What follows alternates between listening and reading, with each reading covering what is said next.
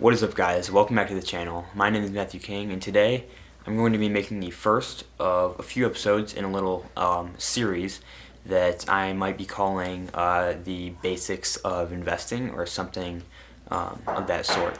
And basically what I'm going to do is go through some of the most frequently asked questions in investing and share the answers with you guys and how to use those questions to your advantage. So the first one is diversification, and what is it, and what are the pros and cons of it, and how you can use that to grow your investing portfolio. So basically the simple answer to what is diversification is diversifying your assets, mainly stocks when you're talking about investing. And one thing that probably everybody's heard of is don't put all your eggs in one basket, and that's basically the idea behind diversification. If you're not investing all your stuff into one thing, you're not going to lose all your money at once. So some of the pros of diversification are that you're never going to lose all your money unless the entire market goes under. Some examples would be you could have you could have $10 in 10 different companies, preferably in 10 different industries, to really diversify and get the whole market, compared to someone who has $100 in one industry, and when that industry loses money, they're going to lose a lot of money. People could say that when they gain money, they're going to gain more, but on average, it's safer to not take that risk. Is kind of how I like to think of it. Personally, I've used diversification in my investing journey, and what I like to do is buy index funds through Vanguard. So I found this fund. If you guys haven't seen a few weeks ago, maybe a month ago, that video, I found a fund basically of the S&P 500, and I put some money into that, and what that will do is give me just a little piece of every company in the S&P 500, and it really spreads out my risk, so that way when, if half the companies go down, I should be safe because maybe the other half will gain more. And I've seen the rewards from diversification. My first year I went up about 10%, and I plan on seeing that year after year, hopefully over a 10-year period or longer. And if you are compounding if you're putting money consistently into the stock market and you're getting 10%, you're going to double in about 7.5 years. And if you ever want to sit down and do the math for that, you'll see how fast you can gain a lot of money. So some of the cons and some of the things to watch out for with diversification is that it's a safe way of investing, and that you're never going to be making 20 or even 50% returns. Like you might see Amazon. If you invested in Amazon when it just went onto the market, when it just became public, and I haven't looked at Amazon exactly, but I'm going to guess that they saw some exponential growth.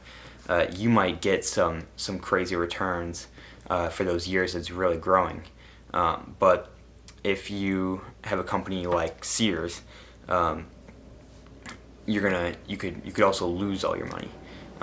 But with diversification, you're never going to lose that money, and you're never going to gain that money. So some people don't like that because they just want to gain those bigger returns, and that's just a different philosophy. I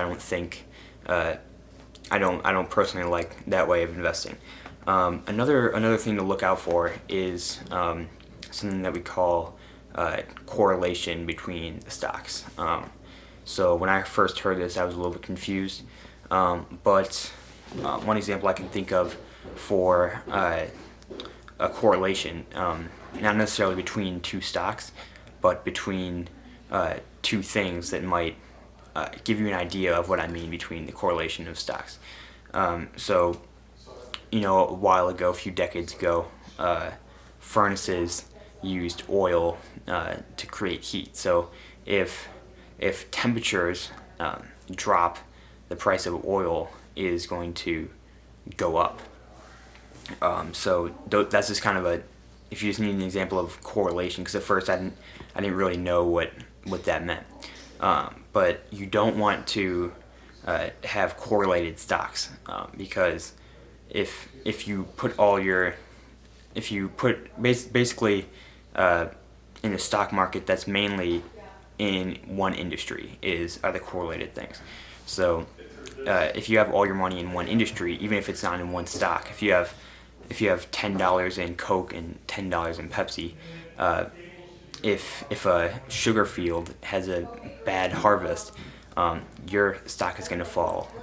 It's not going to be like Coke is going to somehow stay up while Pepsi drops. So you want to make sure that you're not only investing in multiple stocks, but in multiple industries.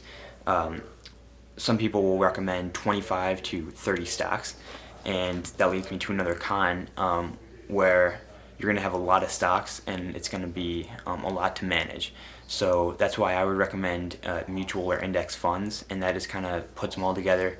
And basically what I do is I'll invest money every few months or so, and then I'll just put the computer away until the next time I open it back up. There's really not much managing going on there. But if you do like the approach with diversifying with individual stocks, which I don't know much about, is the only reason I haven't gone deeper into that.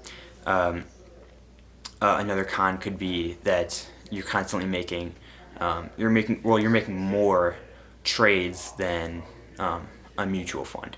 So you're gonna be probably having more fees and technically losing more money.